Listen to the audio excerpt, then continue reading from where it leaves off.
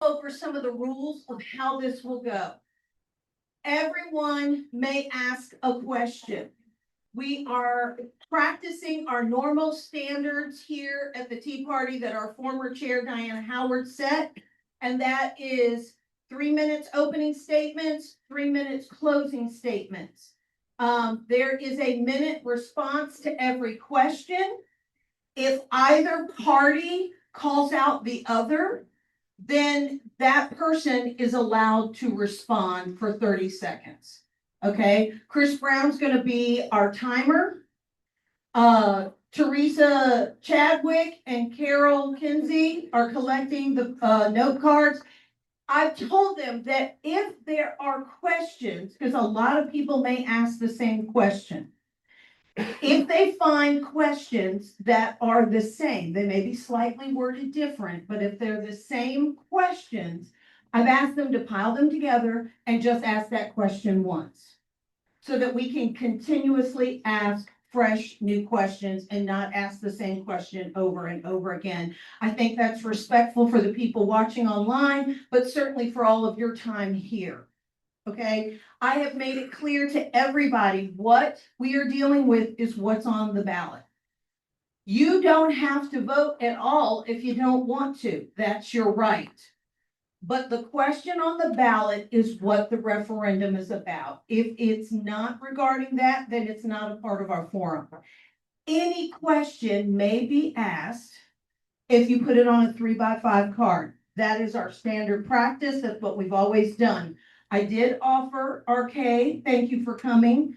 If he wanted to ask the first question, he was welcome to do that. If he's done it and give it to Teresa, we will ask his question first. That said, it's a heated discussion on both sides. I have personally been attacked. I'm sure some of you have been as well. My Christianity has even been called to question, and I find that very offensive. So it is, thank you. So I want to say, when the day is done, we all got to live here. Okay, remember that. We're going to run into each other at Food Line. Let's remember that. So with that said, I will turn this over to our guest. Councilman, I will let you go first. If you want to have your 3 minutes, fire at will. We are done.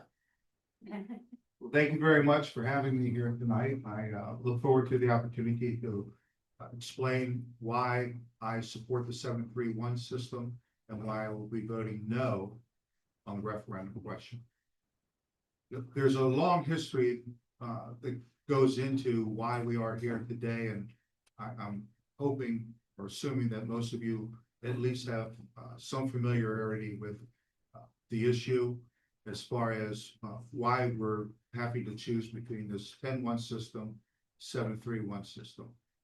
For 60 years, we operated under a 731 system where we had 7 districts and 3 at-large members and 1 mayor. And the school board was 7 districts and 4 at-large members. So that was challenged by a federal lawsuit.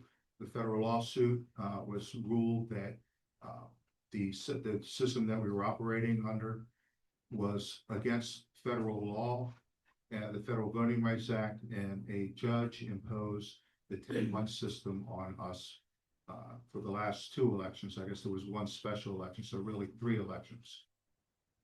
In the meantime, the reason for that ruling, basically making it against the Federal Voting Rights Act, was that we had citywide voting. So regardless of where you lived in the district, everybody in the city got to vote. So if you lived in Kempsville, people in Pungo got to vote for your representative, and that was found to be against the Federal Voting Rights Act.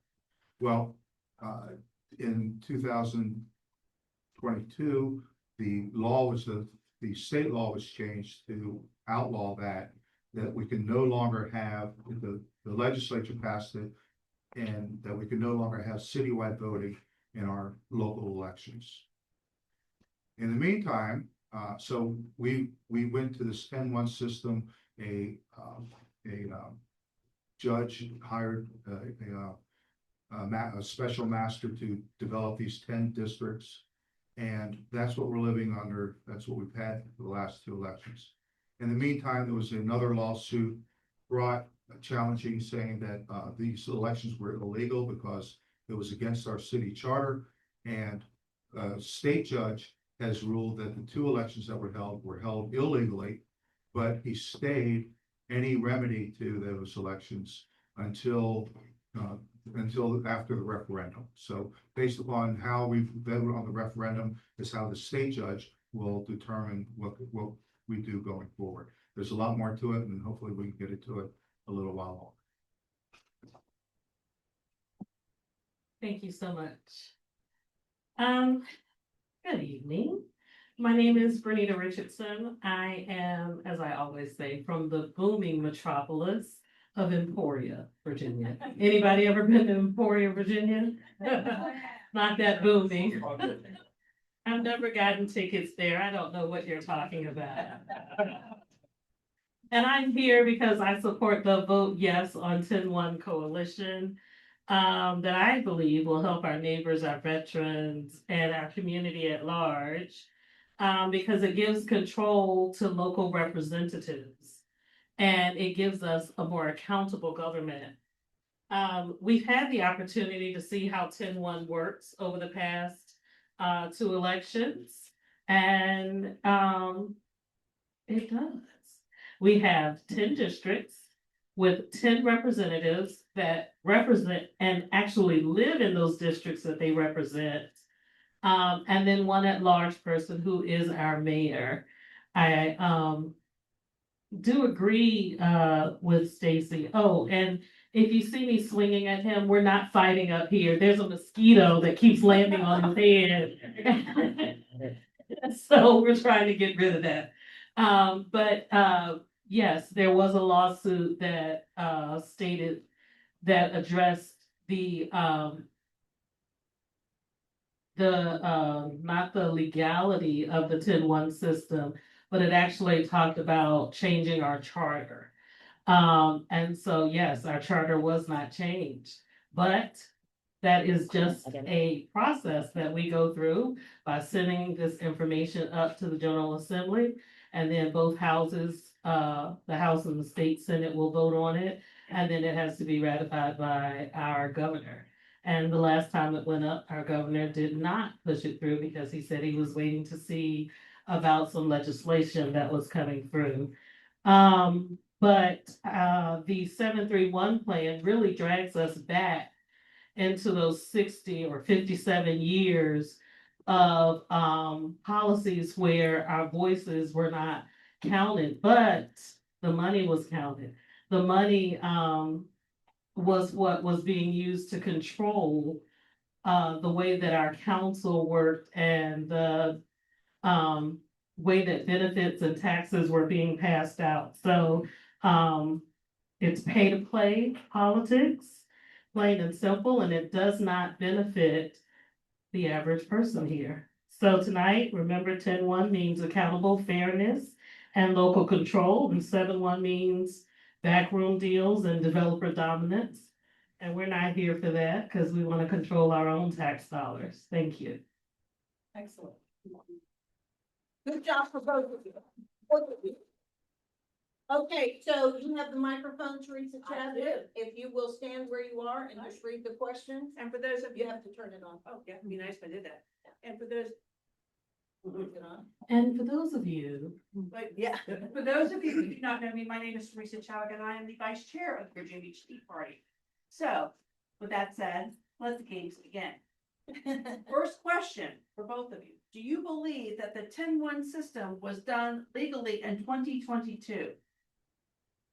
the 10-1 system was established by a federal judge as being the constitutional way to vote. We use the very same type of voting system when we vote for our governors, when we vote for our congressmen. We don't get to say who the congressman in North Carolina, who that's going to be because we don't live there. So I believe that the 10-1 system is fair, accountable, and legal. I don't believe that the that one system was legally done. I believe that a state judge has ruled that it was illegal. The charter has not been changed, and to respectfully correct a couple of things that were said. One is the the governor did not veto the latest in the latest session. That was done 2 sessions ago when the House and the Senate passed the resolution and went to the governor and it was vetoed. Last year, it never made it to the governor's desk. There was no resolution given to the governor. I don't believe that it was done legally. I believe that we had a state judge that has said that until the charter is changed, that any further elections that violate the city charter will also be illegal. Okay, next question for both of you. 10-1 is against the city charter, correct? How difficult is it to change the charter? Why hasn't the charter been changed in the last 2 years? The reason the charter has not been changed is because this city council has not asked for the change to be made in the last session. And in order to change the charter, it takes 2/3 majority from the state legislature delegation to do that. They did not meet that threshold.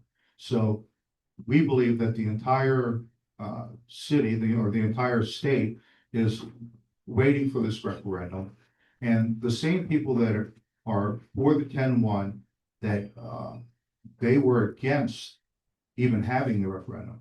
They want to say that 10-1 gives you a greater voice, but they didn't want to even hear your voice. They didn't want to even have a referendum. Well, the city council was on a 7-4 vote, voted to have this referendum. It went to a circuit court judge who approved the question, and we're going to see what the people had to say on this issue.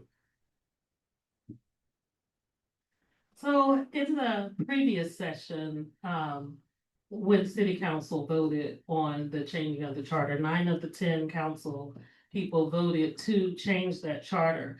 The change also came with the decennial redistricting.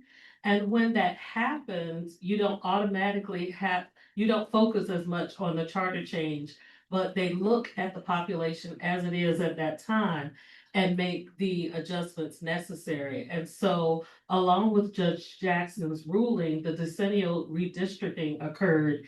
And so Judge Jackson stated that a referendum wouldn't be necessary because the 10-1 system would be the system until the next decennial redistricting occurred. Okay, Councilman Cummings, this next question's for you. Prior to the 10-1 system, many areas in Virginia Beach did not have a representative from their neighborhood and of town that understood the specific needs of that area. How will another 7-3-1 guarantee citizens will have representation from their end of town? The former 7-3-1 system had 7 districts. In order to represent that district, you had to live in that district. So there was a 7-3-1 where everybody that represented the district had to live in that district. The change, and the big change with this, is that because of the law change in the legislature, we do not have citywide voting. So we would have the modified 7-3-1 would have 7 districts. Each representative would have to live in that district, and only the people that live in that district will get to vote for their representative. And then there would be 3 at large, and everybody citywide would be able to vote for that. The judge's ruling on the 10-1 was ruled moot, meaning that because of the law change from the state legislature, that ruling no longer has any effect. Moot means it's like it never happened. Judge Jackson's ruling actually is not mute. In talking with the city council and meeting with the city attorney, and then having subsequent additional conversations via Zoom, Judge Jackson vacated his ruling because the leaders of the city at that time stated that they would comply with the 10-1 voting system. So in vacating his judgment, that is actually how the state judge was able to put his ruling in place. But to talk about representation, I don't come to this area very often, so I don't know if you flood or what area issues you may have. Because I don't get to come down here, but if you had a representative who lived in your area, then they would know that this area flooded and that you needed some help, and so I'm moving because I got 10 seconds. So representation helps in that way. I've already got. Okay, next question. How does the document Virginia Beach Vision 2040 play in either voting system? And is it a rationale behind one or the other? Okay, I just want to respond to the fact that having somebody live in your district that understands your district. This district where we're sitting here today is represented by Ms. Barbara Henley, and I would venture to say there's not a human alive that knows more about this district than Barbara Henley. And she's a great representative for this, and she's the epitome of why the 10-1 does not work. She fights every day for this district, but because of the 10-1 system and because of the siloing of this other council members, at times she can't even get a second to call for a vote because of the 10-1 system. Under a 7-3-1 system, we would have more representation. You would have 3 at-large people that could actually pull for this district. So to answer your question, the 2040 will be an advisory document that city council and future city councils will use to make their decisions on land use. So, I've had the opportunity to meet Ms. Henley, but I've never seen her in District 4 where I live. So I'm not sure if she knows what happens there, but yes, I am sure she absolutely understands the needs and challenges and wants of the people in her district. And that is why 10-1 works, because each representative is representing a district. The 44,000 people that live in their district, not the 480,000 people who live in the whole city. As far as the Vision 2024, that is something that will continue to help our city grow and bloom. And with representation and accountable representation, we will be able to know who to go to get our tax funds back in our hands as into develop, rather than being in developers' hands. Okay, next question. City council and school board elections are nonpartisan. So how did this issue become partisan? So I don't believe the issue is partisan. I think it's a people issue. It's about each of us knowing who to hold accountable. It's about being fair. It's about the power of our votes and not having votes that are diluted. So in my opinion, as far as I know, it's not a partisan issue, but it is a people issue. As far as accountability goes, there are 11 people on school board, there are 11 people on city council. If you get to vote for 5, that's a lot more accountability than if you get to vote for 2. And you know, the fact that Mrs. Henley may not know things about District 4, again, just goes to my point on the 10-1 system. She's focused on District 2 issues, not District 4 issues. There's nobody looking after the entire city. With a 7-3-1, you would have 3 at-large members who are accountable to everyone in the city. Plus, you still have your representative in your district that you voted for that will handle your issues. Right now, if you have an issue and your representative is not responsive, you have nobody to go to. You have no alternative. You have no other voice. With a 7-3-1, you would have 4 people looking after your interests, including, and then the mayor would also be able, so you would have 5 people looking after your interests instead of the one that you have now. So indeed, you're saying you do have multiple people to go to. You can go to your district person and to the mayor if you're having an issue. Did I understand that to be what you're saying? Well, I can expand on it. Right now, if you have an issue and your district person is not responding to your issue, good luck getting the mayor to take a position against the person living in that or representing that district. You really had no other voice.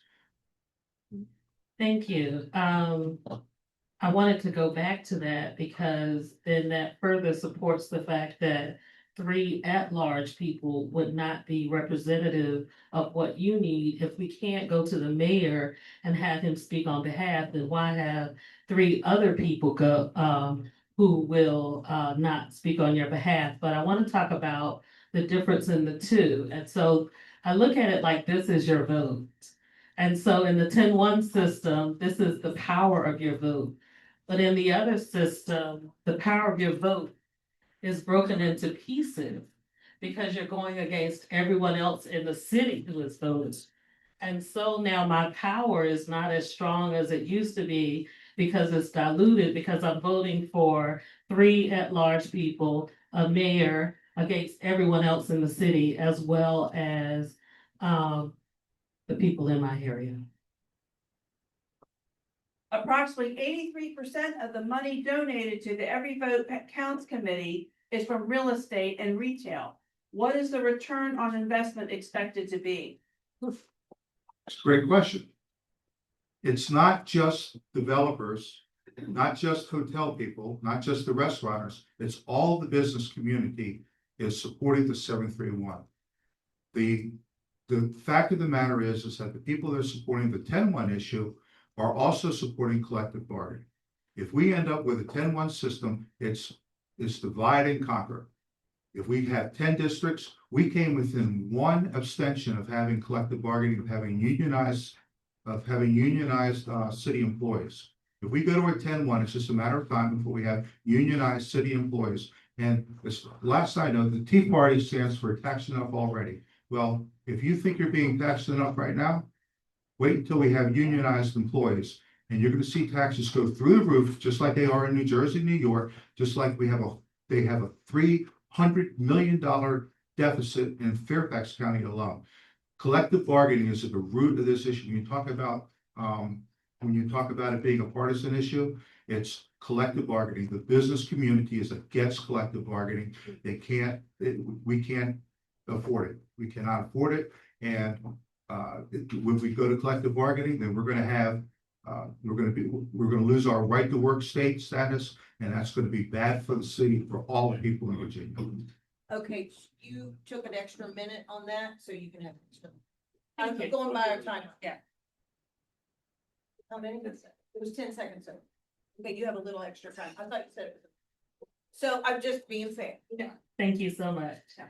So when I look at the Every Votes Counts VB, which is a little, play on words because the overall Every Vote Counts program has been around for a long time. I hear the song "Money, Money, Money, Money" ringing in my head because I see recycled tax dollars funding that campaign. The tax dollars that have been given to business owners to help them grow their business, build new towers and resorts and hotels, and even fund campaigns. I did see, on up there that you have made a substantial donation to that group as well. And so the 10-1 coalition is really a grassroots issue.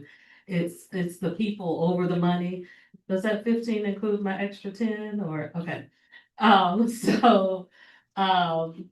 What I see are developers, as Stacy said, business owners starting funding, the Every Vote Counts VB, and everyday people on the 10-1 side. I believe I get 30 seconds. Yep. Did she call you out by Yes, she name? did. Yes, you can. Okay, as far as me funding, my funding of Every Vote Counts VB is my personal money that I put into this campaign because I believe in them. I did not get $100,000 from Dominion Energy or $70,000 from Dominion Energy. And you talk about tax dollars funding this, okay? On the same day, Aaron Rouse, Kelly Fowler, 100,000, 70,000 to help fund this campaign for the 10-1. And although neither of them are part of, vote yes on 10-1 coalition referendum, Dominion didn't give me anything. Thank you. Okay, Councilman Cummings, I think this is gonna pertain to you. You would know this. Bobby Dyer was the deciding vote to put the question on the ballot and he voted no. Why? It's not true. He wasn't the deciding vote. It was a 7-4 vote, and he voted for it. So that's all there is to that question. Okay. Did you want to respond? Sure, I will, because he did vote for the 10-1 system when 9 of the 10 council people voted to send it up to the General Assembly for ratification. So I believe that that is a good question. What is funding that desire or the change in his position from being for 10-1 and then changing his mind and being against it? The other question, how do we trust either party to truly represent the people? I'm not sure what you mean when you say any That's what party. somebody wrote. Okay. So I'm just pointing out the cards. I will pass that on to Stacy. That's great. At city council, all of our meetings are live streamed. I encourage you to watch the live stream, and I encourage you to see what the people on city council are fighting for.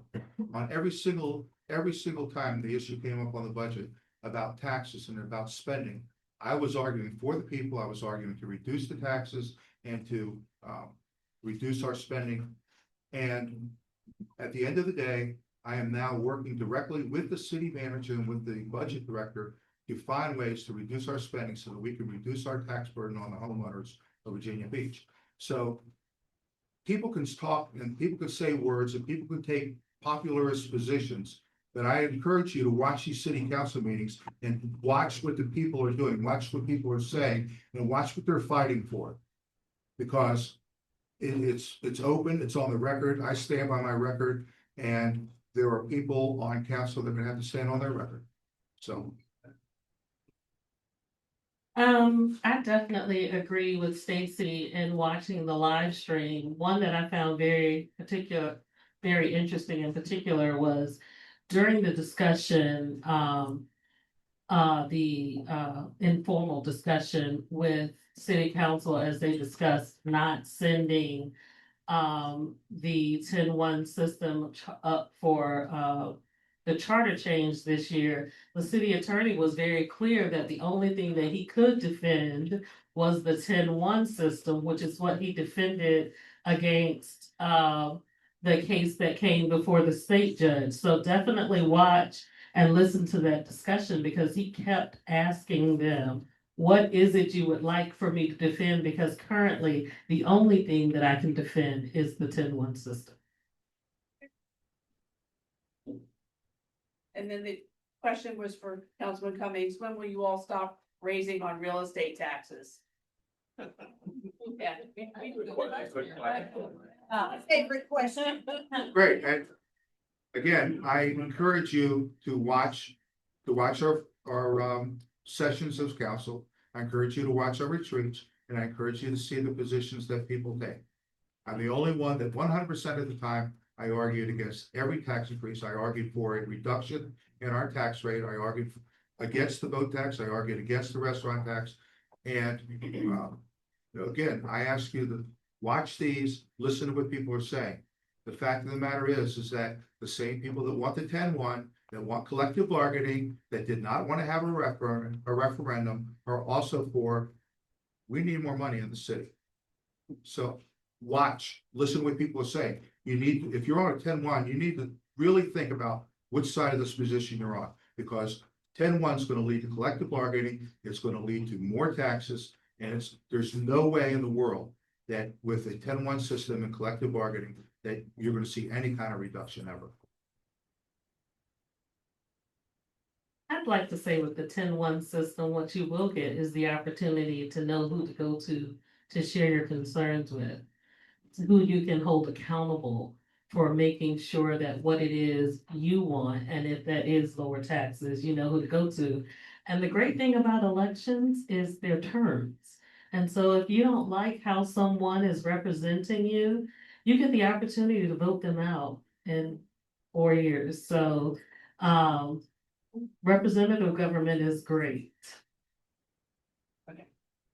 As the business owner in the city, I disagree with the statement that the business community supports 731. Is it only the businesses that make campaign donations that matter in the city? I know that's a great question. That sounds like a Tea Party question to me. Nope. I'm just saying. That's great. When I say the business, if you can't have it both ways. You can't say that these businesses are donating into this cause and then say that they're not. You know, the majority, the business community as a whole, developers, hotel workers, hotel owners, the restaurant people, the construction workers, the economic engine that drives the city are behind the 731. Is that to say that every mom and pop business in the city is behind it? No, that's not it.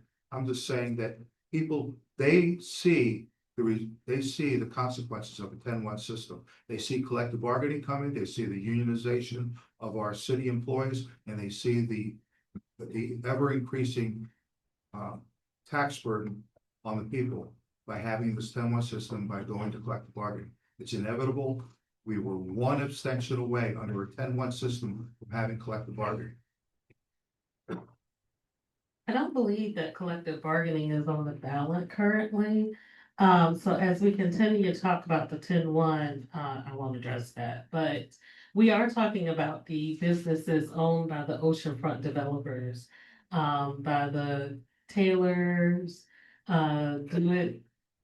do it your home, center, yes. Owners that are donating, lots and lots of money to this. And I am always one who will look to see where the money is coming from and then try to understand why the big dollars are supporting one system over the other, and it's about control, in my opinion. And then it did come up, so I'm gonna ask this question. It's been talked about. Why not put collective bargaining on the ballot as a referendum? Because right now on city council, they don't have the votes. On council, we are opposed, we have a majority of the people on council are opposed to collective bargaining. And in order to get anything on the ballot or on a referendum, you would have to have 6 people to vote for the question.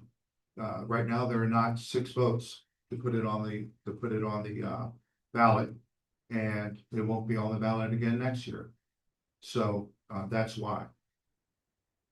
Well, what will be on the ballot next year will be city council members. And so if you are for collective bargaining, it is the perfect opportunity for you to support a candidate in your district that will represent your interests if collective bargaining is an interest for you. It takes too much money to run a citywide election for at-large candidates, so only those who get huge donations from the rich developers and others will win. Won't they only be accountable to those rich developers and resort area folks? That's a great question. And the last time that we had at-large voting, we had at-large candidates. The winners were Aaron Rouse, John Moss, Rosemary Wilson. They could not be 3 more diametrically opposed humans in the city of Virginia Beach than those 3. Money, certainly John Moss ran on campaigns, not saying he would not take money, did not raise money. He won in that large position. Aaron Rouse is not necessarily supported by the business community. He won in that large position, and Rosemary Wilson won hers. So This idea that money buys elections and will buy these at-large is not proven by history. It's a fear that that's not justified. It just has not happened in the city historically. So, what I thought about was, candidates who got into office changed their minds and then stated that they changed their minds because of the information they got in the back rooms, that we as the people were not available, or it was not available to us to know all the backroom dealings. In my opinion, that is money controlling things. And so, those big, donations come with a price. And it's a pay to play price quite often. No one gives you $100,000 and expects nothing in return, ever. That's just not the American way.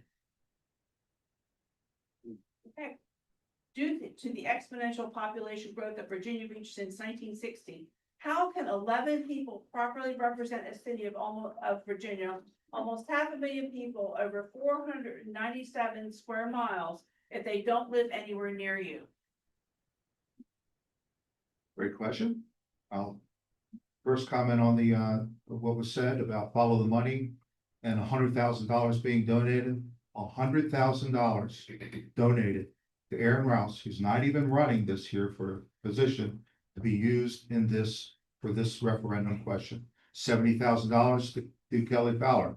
When you say that she's not involved with the movement, well, the signs out on the street say the sign was paid for by friends of Kelly Fowler. So that's just an inaccurate saying. And to answer the question about how can 11 people rule over a city, that's a whole other question.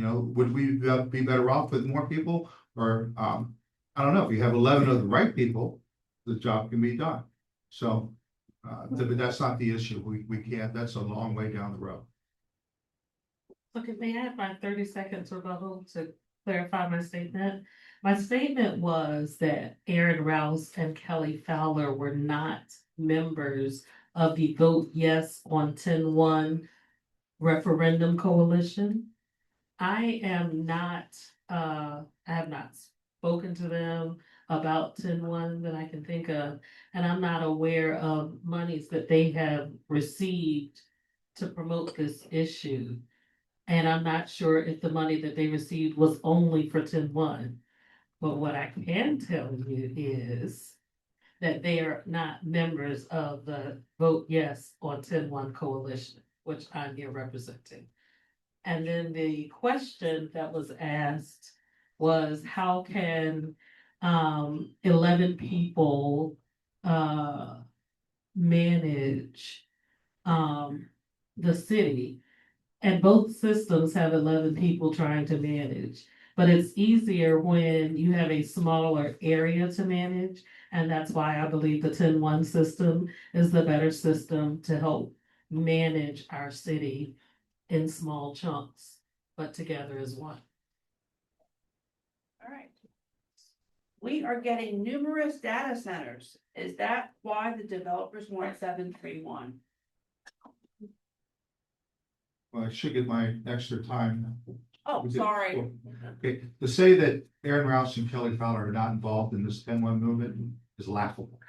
They are the face of the movement. They've been working hard to make it happen. To their credit, I'm not disparaging them. They're working for what they believe in.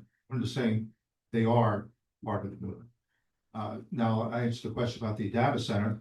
Well, the data centers really is not a boom for the developers. The data centers are going to be a boom for the electric company. We need electric power to power those things. And where's that power coming from? Dominion Energy, who's backing this 10-1 movement. So if anyone can, with the computer, can check to find out what group Senator Rouse and Kelly Fowler are a part of, that would be greatly appreciated. That way we can clarify, because I have the list of donors and I've seen the list of our supporters, and they are not a part of that list that I've seen. Now for the data centers, is that, you're gonna address that? I have no statement on the data centers. Excellent. I was told by a Republican council person that he voted for the tax increase because, quote, you should see what the Democrats are doing. When will council act in favor of the people and not their party? Well, I haven't had the opportunity to join council just yet, so I don't have an opinion on that. Well, if we had a 7-3-1 system, you would have 5 people that are accountable to the entire city, that would have to answer to the entire city. Under this 10-1 system, you have 10 people that are accountable only to the people in their district. So if you want a more accountable city council, 7-3-1 gets us a lot closer than what we are today. I can comment on that. So, I think that we're saying that, or that we're discussing it like anytime someone is elected. And then there was a party question earlier, whether Republican, Tea Party, Libertarian, Democrat, Independent. Once you're in an elected position, you're actually supposed to represent the people in your area. 10-1 gives us the opportunity to hold a direct person accountable for what is happening in our district, and that person that's asking for assistance is not lost in the muck of being passed around from one person to another to try to get the help they need. Is this questions for Councilman Cummings? Rebuttal? No, you In ready? all due respect, I don't even understand the logic of that, that 10 would, a 10-1 system would give you somebody more accountable. Under 7-3-1, you still have the one person from your district that is accountable to you, but you also have 3 at-large people that are accountable for you. So it's much more representation, not less representation. And to keep saying that you don't have a representative under 7-3-1 is just a false statement. You do have a direct one that's directly voted for by those people in that district. And on top of that, you still have 3 other people working for the entire city that are working for you on a daily basis. So that brought to mind one of the signs that you all have up that says taxation without representation, which to me, the 7-3-1 system is actually taxation with poor representation, because you don't get the opportunity to have someone who's standing in for you. In the 7-3-1 system, yes, there may be 3 people at large who live in one district along with the district representative. So we actually now have 4 people in one district, plus the mayor could also live in that district. So we went from having one person represent this area to 5 people representing this area when we only have one over here speaking for District 8. Again, that's a silly argument because again, history does not prove that out. The last time we had at-large elections, we had John Moss, Aaron Rouse, and Rosemary Wilson, 3 different districts, 3 very different people. For that to happen, for all 5 people to come from one district, that means the other 6 districts would have to get together and vote for those 5 people. And who's going to do that? I mean, there's nobody that's logically going to say, oh yeah, I want all my at-large people to live down at the ocean front. That's not the way it works. They will vote for the best people, and you will have a diversity just like we've had in the past. So, I won't call any of your arguments silly, but what I will say is, this has happened before in this wonderful city where, more than 3 representatives were living in one district. And, it will happen again in that system. Thank you. Okay. All right, let's move on to the next Okay, question. next one. The Weldon Cooper study reflected what the citizens wanted. 81% of citizens want 10-1. How could you come in and go against what the citizens have already said they wanted? Do the citizens think that, do you think that the citizens don't know their own minds? But the question answers itself, that if in fact 81% of the people or 83% of the people, and if that was a valid survey, then the referendum's going to prove that out. Then 83% of the people are gonna vote yes. We don't believe that's the case. We believe that that it was a bad survey. We don't put any stock in that survey. It was a bad survey. 83% of the people in Virginia Beach don't agree about anything, much less on how to vote on a voting system that they had never voted on before. No one had ever voted on a 10-1 system before that system was done. So they didn't even know what they were voting for or what they were answering when they answered the survey question. It sounds, there's this thing one called statistical deviations or I'm sorry, standard deviations that you use in statistics that show that even with a small sample size, what the majority of the people would vote for. And just as the people who answered the survey, 81% of them said they wanted and understood the 10-1 system. We had a referendum in 1994 where the majority of the citizens voted for a different voting system. And when it was taken up to the General Assembly, they said they don't know what they're talking about. So let me come back down there and make a new referendum and let me change the language to make it confusing so they don't know how to answer. So I'm sorry. No, shh, keep going. So, you know what you want. The people know what they want. They know what they like and they said it. And I don't know how many times we'll have to continue to say it to make, some people understand. How does a city council member who is a defendant in the federal case ethically spend thousands of dollars to overturn a case made against the city by a citizen?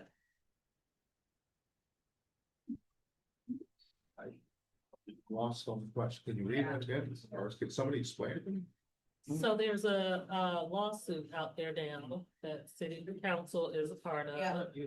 That the city is being sued and city council are the defendants in that lawsuit. Now, once again, our city attorney has said all he can defend is the 10-1 system. But there are members of council who, regardless of what the people say, have decided that they will push against the legal and ethical voting system, the constitutional voting system that the federal judge set forth. Well, first of all, the city attorney in every meeting I've been in where we've been discussing that has said, give me direction and I will defend what city council tells me to defend. When up until the Branch case was decided in state court, the city attorney was defending 10-1 because the city was being sued under the Branch case about the violation of the city charter. So the city attorney's been having to defend both sides of this issue over the years, but the city attorney's never said that he cannot defend anything but a 10-1 system. That's never been said in any meeting that I've ever been in. And it hasn't been said this year by the city attorney. I will find that clip from the informal session and email it to you after this. But that was his statement that the only thing he could defend was the 10-1 system. And in the Branch case, the case was not so much about the merits of 10-1 versus 7-3-1, but it was about the legality of the system based on the fact that it was never adjusted in the charter. Okay. Did either the federal judge or the circuit court judge issue a gag order on the 10-1 pending litigation? And Councilman Cummings, are you a party to both cases? The Hollowell case that's been reinstituted has named all the members of city council, but there is no gag order. And all the members of city council are free to espouse any view that they want to regarding this issue. I've been very vocal in my support of 731 through my campaign, and up until and now, and I will be in the future. I think it's the best system. I think it's the right way, and I do believe it's the will of the citizens. I have said, and the other members of council that voted, this other 7 members, we've all taken a pledge that whatever the referendum calls for, whatever the people want, we'll support. I just want to do the will of the people. I don't believe the will of the people was bared out in this Weldon Cooper study. I don't believe that 83% of the people said that they want a 10-1 system that they never experienced. I believe that they've experienced it now. They now know what the 10-1 system is, and we'll see what the referendum says, and that's the way we'll go forward. So if indeed the city council did believe that the Weldon Cooper study was inaccurate, did you all ask for a refund of our tax dollars for that? Because that was a good amount of money that was paid to support that. I didn't say city council thought that the city council is not a member of the Every Vote Counts VB. The people that are funding and the people that are working for Every Vote Counts VB believe that the Weldon Cooper study was without validity. It was not statistically valid, as people are so fond of saying. That we don't believe that that is the case. Don't believe that 83% of the people in Virginia Beach agree upon anything. They don't agree that that we have a flood issue, so much less how we're voting. So it's not city council, it's the people that are supporting the issue. Alright. Can you explain the modified part of the 731? This would make it compliant with the state law and the city charter. Can you read that again? Can you explain the modified part of the seven? Oh, yeah, sure. Yeah. Okay, the modified. Yeah. Okay, the modified part. Under the old 731, which we had for almost 60 years, 62 years, the old system was we had 7 districts. You had to live in that district in order to represent that district. But every voter in the city got to vote for every member of council. So if you lived in Kempsville, people in Pungo could vote for the people in Kempsville. That was the old 731. And when people keep saying we're going back to the old system, we're not going back to that system. That system has, the state legislature's done away with that. And the system that we will have to go to, the modified system, will be 7 districts, 1 representative from that district that lives in that district and is voted on only by the citizens of that district. In addition, you'll have 3 at large that can live anywhere, and the entire city will vote on them just like they vote on the mayor. So that's the modified part of the 731. Is there a map of the modified 731 system? Has that been established yet? Until the referendum question has been answered, until the voters decide that we're going to go down the 731 road, there are no established maps as we speak. The city has not been working towards that. We know that should the 731 pass on the referendum, that the no vote wins, there's going to be a lot of work to do to establish that the commitment still from city council is that we will still have 3 majority minority districts, just like we have now. And the city attorney is confident that we can get to that point of having 3 minority majority districts and under the 7 districts. What did you say? You said someone said that. Well, the city attorney is confident we can get to that. So, in essence, what I'm hearing you say is the modified 731 system doesn't exist. So we can't say if it will work because we don't even, they haven't. It's an imaginary piece of legislation almost. Because there's no map for the 731 or the 7 districts that they will have to map out that will include what you just stated. The city attorney says that he would be able to do with the 3 minority districts. So I like to vote for what's real and what's there. Then why did you ever vote under the 10-1 system? Because when the 10-1 system was implemented, it had never been implemented before. There were no maps. There was no procedure on how we were gonna go forward with the 10-1 system. It had to be developed before we voted on it. So that's, that's where we are today. I feel like when we say the modified 731 system, that the impression to people is that the system exists and that it is real, and it's really a thought or an idea because the maps have not been drawn and we have nothing to look at to even see if it's possible that they can do that and comply with what the federal law requires as well as what the state law requires. As of right now, the federal law doesn't require anything because that judgment was ruled moot. There will have to be a whole new trial to determine whether the modified if we do go to the 731, and if that system is challenged, there's gonna have to be another trial to determine that. So we don't know, that the 10-1 is going to be valid. There's questions about that going forward, and we don't know, the 731, the modified 731, the state attorney general has said that that is a perfectly valid voting system under the Virginia Voting Rights Act. Okay, let's.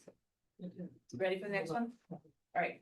How is 5 votes for council and 5 for school board more diluted than getting only 2 votes, 1 rep and 1 mayor? 5 of 11 is more than 2 of 11, right? In essence, the number is more, but the power of the vote is diluted.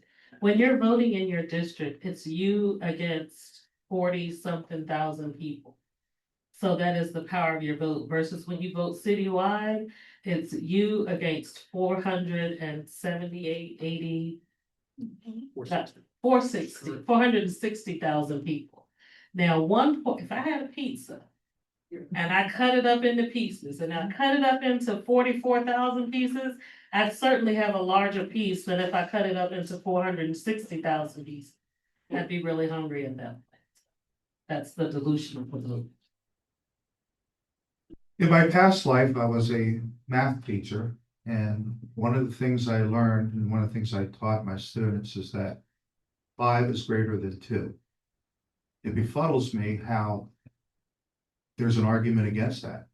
When you have 5 votes for 11 positions, that gives you more power, it gives you more say, it holds people on council to a higher degree of accountability because they have to please a greater percentage of the people. They have to work for the greater percentage of the people.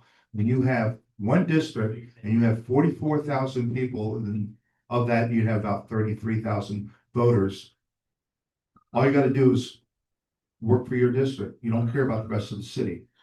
With 5 votes, you hold people more accountable. 5 is greater than 2.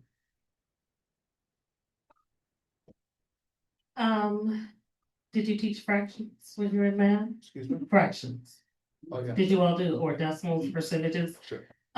Would you say that, 1 over 44,000 is larger than 1 over 460,000? Go ahead with the point. That's my point.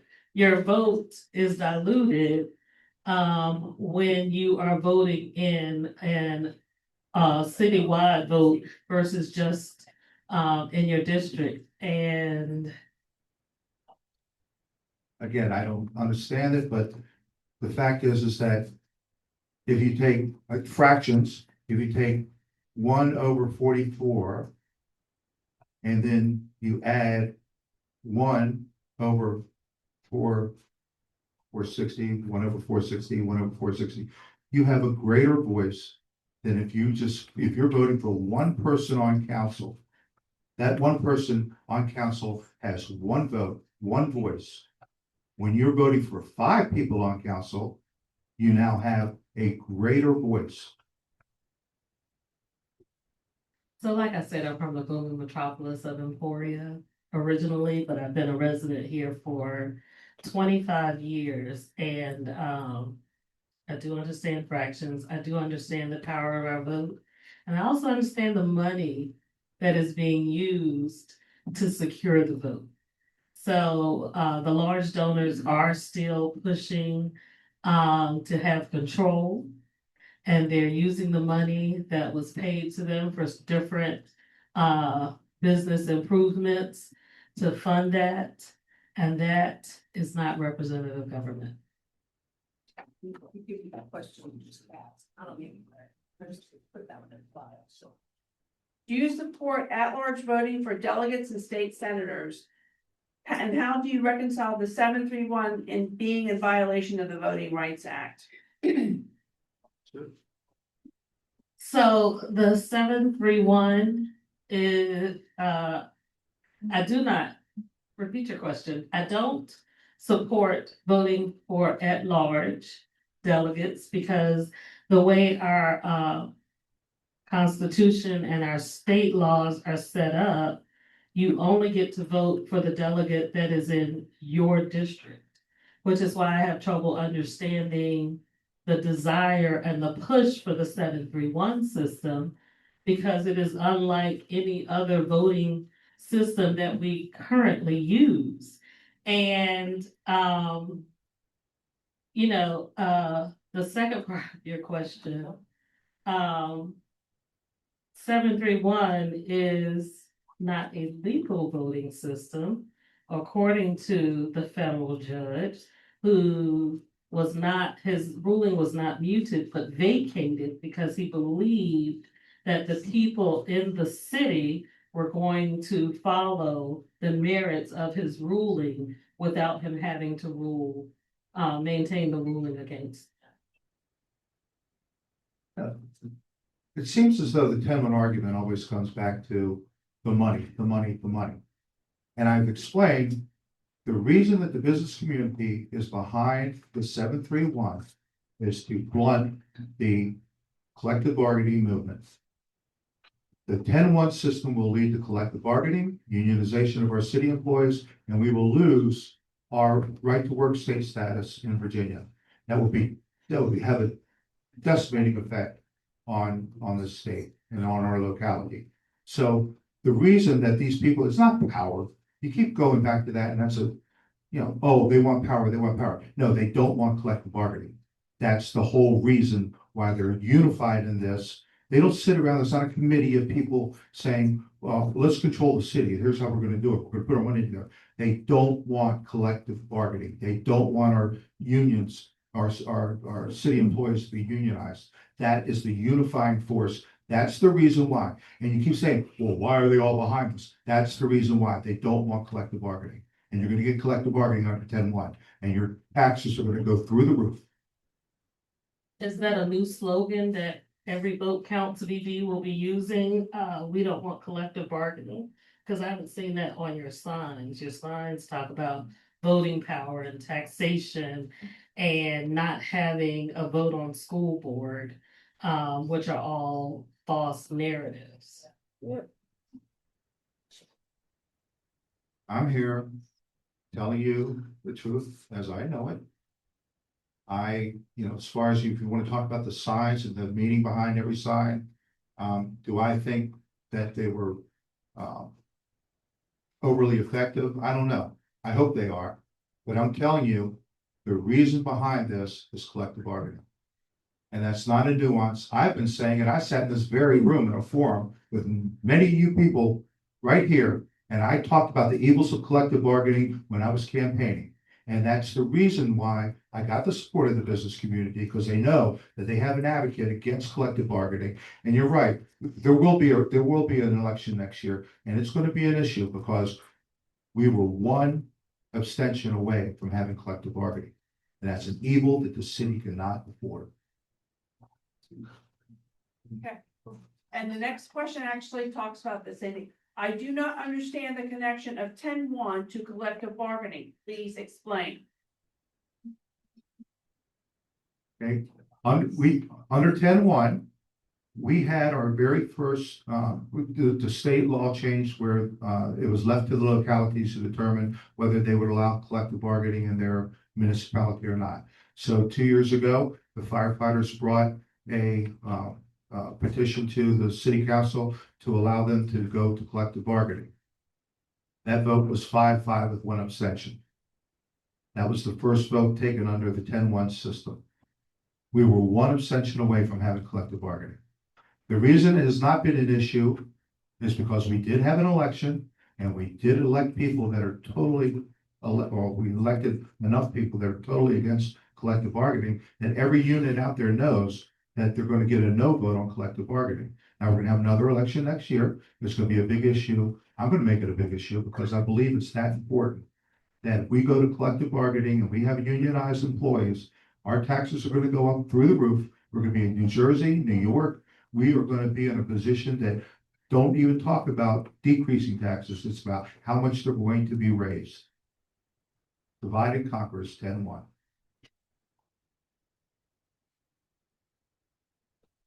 Okay. In the 10-1 system, if your rep does not answer you or hear you, what do? What, Full amount. what amount? Go to the mayor. You can talk to other, members, of council to see if they support some things. You find the support you need, but the easiest part of the 10-1 system is you can vote them out very quickly. Okay, first of all, they're there for 4 years. Okay, you have a council person that doesn't support your positions. Okay, yeah, you can vote them out 4 years from now. And the idea of going to another council member to deal with an issue in your district, forget it. I'm on city council. I know how it works. And I've had people call me and say, my council person is not responsive to my need. Okay, I'll go talk to the council person and say, you know, I think this is a legitimate concern. I wish that you would pay some attention. And it's worked in some cases. In other cases, it's just like, you know, I don't agree with that position. That person's out. And to go to the mayor has to build a coalition. The mayor's got a very, very tough job because the mayor is just one voice. The mayor has no more power than any other council person for the most part. Gets to set the agenda. But you go to the mayor and it's a very tough position for the mayor to go against somebody in their, an issue in somebody's district. And that's the way it works. There's bargaining. You talk about, you know, bargaining behind the scenes. Well, you vote for mine, I'll vote for yours. That's the way it's going to get on 10-1. Fortunately, we have a very good council. We have a very ethical council. They're good people. And that has not been an overriding issue. But with 10-1, vote for mine, I'll vote for yours. That's what happened in Fairfax. That's why they have a $300 million deficit. Because someone voted for mine and I voted for theirs, they have a $300 million deficit. Look it up. Interesting concept. All right. How are city's two most revenue producing resources, being military and agriculture, best positively would influence either, which one would be an influence by either voting system? Agriculture and the military would not be affected by the 10-1 system because you would vote for the district that you live in, whether you're military and you're only here for 6 years, or whether you're opening up a farm, you would vote for the representative that was going to give you and whatever you needed in your area solutions. Could not disagree with that more.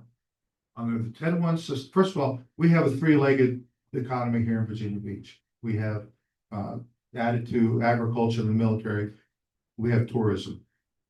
Not a whole lot we can do to control the military. In fact, the military is they control a lot of what goes on in Virginia Beach, as it should. And I don't have an issue with that. I'm just saying that's a fact of life that the military is not going to be affected by city council because we're way too sensitive to that. Agriculture, huge effect on the 10-1 system. Look, there are 11 people in city council. There's one person that represents the District 2, where all of the farmland is, the vast majority, if not all the farmland. That's one voice. 10 people don't have a voting interest in this district. And so agriculture, to protect our agricultural needs, the 731 gives the people in the agricultural district 5 voices instead of 1 or 2. That is to assume that the 3 at-large people also live in the area with the agriculture. Because if they live in other areas, then they'll vote for what's best for that area. Yeah. It's about money. Alright. How will either voting system protect our green line and stop council from moving it?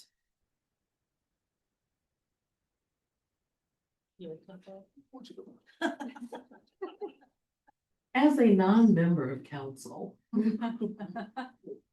and one who can't vote and make decisions on the moving of the green line, we do notice that it is being encroached upon and constantly changed. So,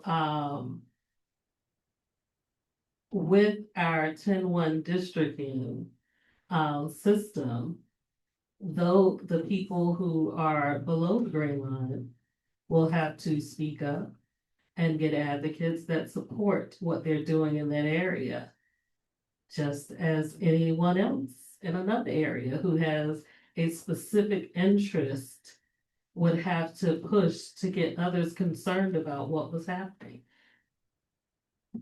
Money of interest. It always comes back to the money.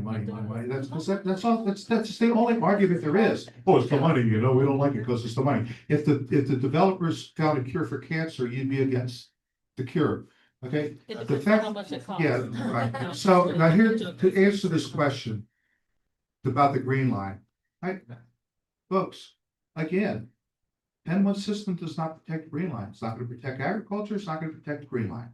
You have one person, and Barbara Henley's the biggest advocate, the biggest voice. Nobody works harder. Nobody cares more about this district than Barbara Henley.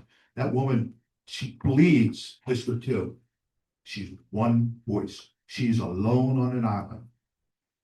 If you got a 731 system, she would have 3 other people that she can go to. Sometimes she can't even get a second on a motion. If you have a 731, she could find a friend of those 3. So there's the green line. Yeah. The 731, okay, again, becomes a proponent for protecting the green line, and more importantly, it protects the blue line where the agricultural district is. So it seems with the 731 system that no matter what the need is anywhere in the city, you will have the advocates you need, and that's just not the case. If that were the case, then in 10-1, they would have 9 other advocates to help them in their district. It doesn't make sense. 731 with 3 at-large people are not going to support all of the needs of all of the people in all of the city as your district person would represent you as they live in that area, work in that area, and thrive in those areas. Another encroachment question. How will either voting system stop encroaching on the naval base? And in this case, I'm assuming we're referring to Oceana. Again, the idea that 10-1 gives you 9 other people to advocate for your position doesn't register with me, that you have 9 other people looking out for their district, not for the entire city. And they're only looking to please those voters in their district, not citywide. You lose a voice. But getting back to the military question, the ITA is a new development, fairly new development. And there's 4,400 acres of land in the ITA. In addition to that, there are hundreds of acres that the city has had to buy back around Oceana, where there were once neighborhoods, people living in, that the city had to buy those houses back and have demolished those houses and made them not usable for residential use, or they've come out with a much lower density than was there before. So either system, as I say, the military is too big here for either system to work against the military. And in either, in all fairness, in either system, the military is going to be protected.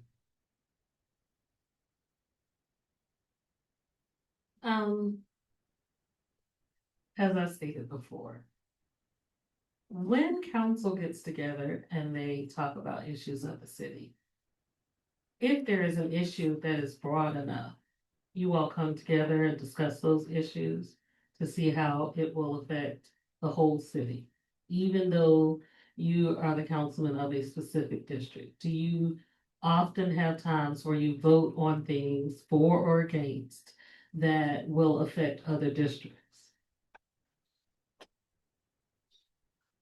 Obviously, on city council, we, the responsibility that you have is the responsibility that you take. If you take responsibility for issues that affect the entire city, good for you. That's what I do. That's what I've done. I've advocated. Again, I encourage you to watch our streams and listen to the voices. I advocate, and I've never once said in my district, and you hear it all the time at these city council meetings. In my district, it's boo, boo, boo. In my, I've never said it, never will say it, don't believe in it. I've always advocated for the city, but you're only as good as the council people you have. So if you have council people that only care about their district, that's what you're gonna get. You're gonna get 10 silos. I believe that, I'm sorry, I just want to interrupt. Yeah, we just have time for a few more questions.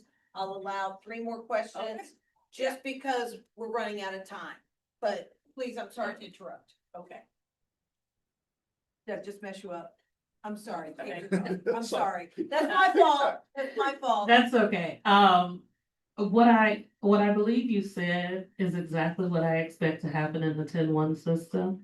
That people, and I've seen it work in other areas, because yes, you are a staunch supporter for your district as their representative. But there are things that will affect everyone in the city. And those are the times where councils will come together. If you bring big industry to one part of the city that will create jobs, then yes, people in other districts will vote for that issue. And that is why I feel that voting for 10-1 is the way to go, because you have the person who will represent your district, but also your interest in the city as a whole. Right. Why are you assuming that people in the 10-1 system don't care about the other districts? Or are you trying to say that agriculture and oceanfront cannot coexist? Obviously, they can coexist. They've coexisted for 65 years, 63 years, 60 years. They have, and they can. And because we have what I consider to be a good council, good people on council, the decisions that are being made currently are for the good of the city. And I'm not saying that a 10-1 system will automatically lead to bad decisions for the entire city. I'm saying that it gives citizens less of a voice. It can make council people go into a silo, and you hear it. Again, I ask you to watch these streams. When people say, in my district, and when we do go to some of our votes, it does become an issue about how it affects their district. So it's a system that's just ripe for abuse. It's a system that we've seen it not work. We've seen it work. We've seen it not work, and it can only get worse, especially when it comes to collective bargaining. Because once the unions figure out that they have enough votes, we're going to have unionization. We're going to have collective bargaining. And if you think there's money in politics right now, let the labor unions get involved and see the kind of money they'll throw into these elections. You haven't seen anything till you see what labor unions will do to an election. I think that I disagree with you, because I think that I know that the 10-1 system will be less abusive, Because in the 10-1 system, they won't be answering to big money, but they'll be answering to small communities. The communities that they live in, the communities that they work in, the communities that they know. Okay, we have time for one final question. Is it more expensive to run for city council at large or in a district? It is more expensive to run for city council at large because you have a larger area to cover. One of the questions earlier talked about the 400 something miles that we have here in this city.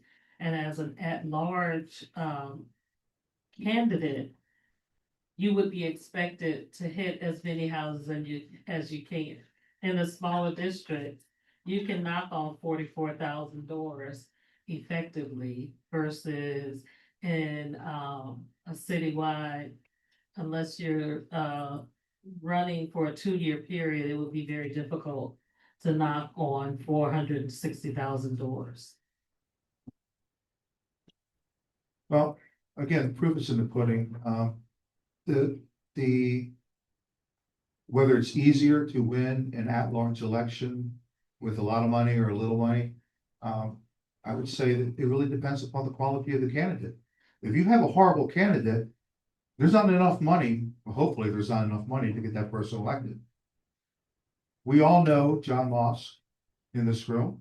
John Moss won every one of his elections as an at-large member, and he never outspent any of his opponents. So if you have a good candidate, it can be done. If you have a bad candidate, it's not going to get done. So yes, it does take more money theoretically to win an at-large election, but that's not going away. With the 7-3-1 system, even though it's going to take more money, you're going to have better representation. You're going to have people. You're going to have 5 votes instead of 2. If John Moss is the poster child for running for office, and his opinion is that 10-1 is the best system, then I say vote yes for 10-1 because that's the system that John Moss supports. Okay. Okay, and, I want to thank both of our panelists, but we are now going to have closing statements. And I want to ask Councilman Cummings to go first. Well, I started first last time. Okay, well, whatever y'all wanna do, whatever's fine. So, thank you all so much for your time. Thank you for being here. Thank you for listening to us share our opinions and thoughts on the 2 different voting systems. It really comes down to money versus people, in my opinion. And I am for the people. I am for not giving developers hundreds of $1,000s to renovate their own hotel and millions to renovate their own hotels, whereas we're not allowed as a citizen of the city to go there for free, but the taxpayers funded parts of those renovations. And even, him coming back to ask for more money and the city giving it to it. I am for using our tax dollars to help grow our city, but also keeping the money where it belongs with the people and not with the businesses and the developers. So I encourage you to get out there, vote yes for 10-1. It is a fair, accountable, and representative system. It is tried and proven. We've used it. It does exist. It is the only legal system that is being currently offered here in Virginia Beach. So vote yes, 10-1.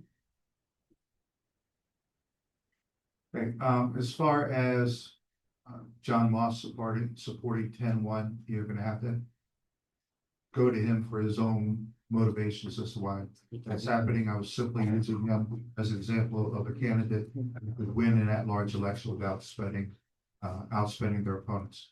Now, as far as the legality of the 10-1 system, the state judge just a couple months ago ruled that the 10-1 system was blatantly illegal, and the 2 or 3 elections that we put in under the 10-1 system were illegal, and he stayed coming up with a remedy so that all of the candidates that were elected under the 10-1 system are still duly elected, thank goodness. But so we stayed that until after the referendum. We'll find out where we go from there. So right now, we don't have, the only legal system we have is the 731. That's the system that's in our charter. You brought up before about our constitution and the way that we elect our state delegates and senators. Well, we have a city charter that says that we are under a 731 system. The 731 system as modified by the state legislature. It's a good system. It gives people a voice. It gives people a representative in their district that they vote for, that they can go to. In addition, it also gives them 3 other voices. So again, being a school teacher from years ago, 5 is greater than 2. And to say that limiting your votes on city council and school board gives you more representation and you have a greater voice, I can't see the argument. I'm sorry. I just don't see it. I see that if you can vote for 5 people, I'd much rather go for 5 than 2. You hold them accountable. What are they, why are they gonna do the will of the entire city? Because the entire city is holding them accountable. We have big issues. We're a big city. We have a lot of, we have a $2.8 billion budget. It takes a lot. And it takes people concentrating on the big picture, not just upon the 44,000 people in their district. If everybody did that, again, the argument is, well, they're gonna really concentrate on their 44,000 people in their district. Well, if everybody did that, we'd have nobody looking after the city. And that's what we need. We need a system where we have people that are directly accountable to their district, that live in their district, that know the issues of that district, but also focus on the big picture, that focus on the entire city, that will let us grow, let us have the use our resources wisely, and get us to where we need to be as a city, not just 10 different boroughs. That's just it's a bad look. It's a bad system, and that's why I encourage you to vote no on this referendum. Excellent. I want to give a warm applause for both representatives. You guys did outstanding, and I want to note that over 40 questions were asked in the process that we did. So over 40 questions were able to be asked, rebutted, and responded to.